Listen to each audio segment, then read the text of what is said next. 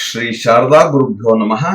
ಓಂ ವೇದಾಂತ ವಾಕ್ಯ ಕುಸುಮಾನಿ ಸಮಾನಿ ಚಾರು ಜಗ್ರಂಥ ಸೂತ್ರ ನಿಚಯೇನ ಮನೋಹರೇಣ ಮೋಕ್ಷಾರ್ಥಿ ಲೋಕಹಿತ ಕಾಮನಯ ಮುನಿರ್ಯಃ ತಂ ಬಾದರಾಯಣಮಹಂ ಪ್ರಣಮಾಮಿ ಭಕ್ತ್ಯಾ.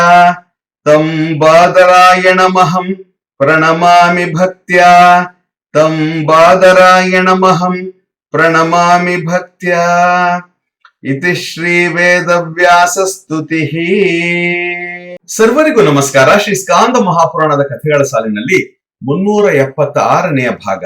ಮಾರ್ಕಂಡೇಯನು ನಂದಿಕೇಶ್ವರನಿಗೆ, ನೀನು ಸದಾ ನಿತ್ಯವಾದ ಶಿವಸ್ವರೂಪಾನಂದದಲ್ಲಿ ಮಗ್ನನಾಗಿರುವವನು. ನೀನು ನಿರೂಪಿಸಿದ ಶ್ರೀ ಅರುಣಾಚಲೇಶ್ವರನ ಮಹಿಮೆ ಎಂಬ ಅಮೃತಪಾನ ಮಾಡಿ ನಾನು ಧನ್ಯನಾದೆನು.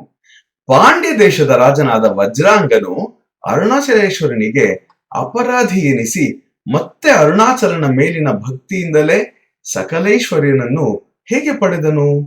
ವಿದ್ಯಾಧರರಿಗೆ ರಾಜರಾದ ಕಾಂತಿಶಾಲಿ ಮತ್ತು ಕಲಾಧರರು ದೂರ್ವಾಸರ ಶಾಪಕ್ಕೆ ತುತ್ತಾಗಿದ್ದವರು ಅರುಣಾಚಲೇಶನ ಅನುಗ್ರಹದಿಂದ ಹೇಗೆ ರಕ್ಷಿಸಲ್ಪಟ್ಟರು?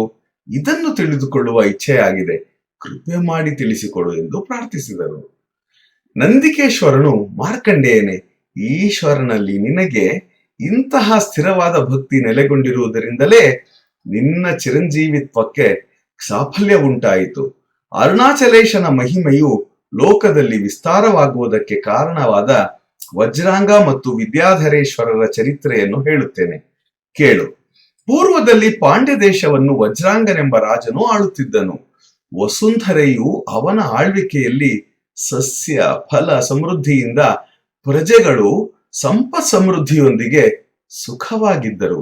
ವಜ್ರಾಂಗನು ಧಾರ್ಮಿಕನೂ, ನ್ಯಾಯಜ್ಞನೂ, ಗಂಭೀರನೂ, ದಾಕ್ಷಿಣ್ಯಪರನೂ, ಕ್ಷಮಾಶಾಲಿಯೂ, ಶಾಂತನೂ, ವಿನಯವಂತನೂ, ಬುದ್ಧಿ ಸಂಪನ್ನನೂ, ಏಕಪತ್ನಿ ವ್ರತಸ್ಥನೂ, ಪುಣ್ಯಶಾಲಿಯೂ, ಶಿವಪೂಜಾ ನಿರತನೂ, ಐಶ್ವರ್ಯವಂತನೂ, ದಾನಶೀಲನೂ, ಶೀಲವಂತನೂ ಆಗಿದ್ದು ಆ ಸೇತು ಕೇದಾರದವರೆಗಿನ ಭೂಮಿಯನ್ನು ಏಕಛತ್ರದಿಂದ ಆಳುತ್ತಾ ಸಮಸ್ತ ಶತ್ರುಗಳನ್ನು ಗೆದ್ದಿದ್ದನು.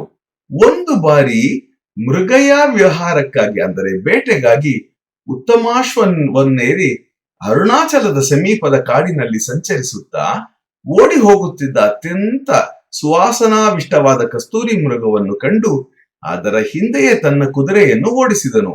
ರಾಜನಿಂದ ಹಿಂಬಾಲಿಸಲ್ಪಟ್ಟ ಮೃಗವು ವಾಯುವೇಗದಲ್ಲಿ ಓಡುತ್ತಾ ಅರುಣಾಚಲದ ಸುತ್ತಲೂ ಪ್ರದಕ್ಷಿಣೆಯಾಗಿ ಅನೇಕ ಸುತ್ತು ಹಾಕುತ್ತಾ ಆಯಾಸಗೊಂಡು ಅಲ್ಲಿಯೇ ಬಿದ್ದು ಬಿಟ್ಟಿತು. ಅದನ್ನು ಬೆನ್ನಟ್ಟಿ ಬಂದ ವಜ್ರಾಂಗನು ಬಹಳ ಬಳಲಿದ್ದರಿಂದ ಅಲ್ಲಿಯೇ ಕುದುರೆಯಿಂದ ನೆಲಕ್ಕೆ ಬಿದ್ದು ಕ್ಷಣಕಾಲ ತನ್ನನ್ನೇ ಮರೆತು, ಇಂದಿಗಿಂತಲೂ ಬೇಟೆಯಲ್ಲಿ ಇದಕ್ಕಿಂತ ಹೆಚ್ಚು ದೂರ ಕುದುರೆ ಓಡಿಸಿ ಹೆಚ್ಚು ಆಯಾಸಗೊಂಡಿದ್ದರು ಎಂದು ಇಂದಿನಂತೆ ಕೆಳಗೆ ಬೀಳದ ನನಗೆ ಹಿಂದೇಕೆ ಹೀಗಾಯಿತು? ಶಕ್ತಿ ಕ್ಷಯವಾಗಲು ಏನು ಕಾರಣ?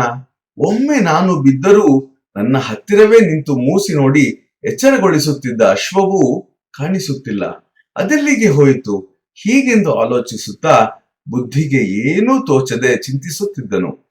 ಆಗಲೇ ಆಗಸದಲ್ಲಿ ಮಿಂಚಿನ ಬಳ್ಳಿಗಳ ಸಮೂಹದಂತೆ ಒಂದು ಪ್ರಕಾಶವು ಗೋಚರಿಸಿ, ರಾಜನು ನೋಡುತ್ತಿದ್ದಂತೆಯೇ ನೆಲದ ಮೇಲೆ ಬಿದ್ದಿದ್ದ ಕುದುರೆ, ಕಸ್ತೂರಿ ಮೃಗವು ಬಿದ್ದಲ್ಲಿಯೇ ತಮ್ಮ ದೇಹವನ್ನು ಬಿಟ್ಟು ಕಿರೀಟ, ಕುಂಡಲ, ಆಭೂಷಣಗಳು, ರತ್ನಖಚಿತ ಹಾರಗಳು, ದಿವ್ಯ ವಸ್ತ್ರಗಳನ್ನು ಧರಿಸಿದ್ದ ವಿದ್ಯಾಧರ ಸ್ವರೂಪವನ್ನು ಪಡೆದು ಆಶ್ಚರ್ಯಚಕಿತನಾಗಿ ತಮ್ಮನ್ನೇ ನೋಡುತ್ತಿದ್ದ ರಾಜನಿಗೆ, ಎಲೈ ರಾಜನೇ, ನೀನು ಶೋಕಿಸಬೇಡ.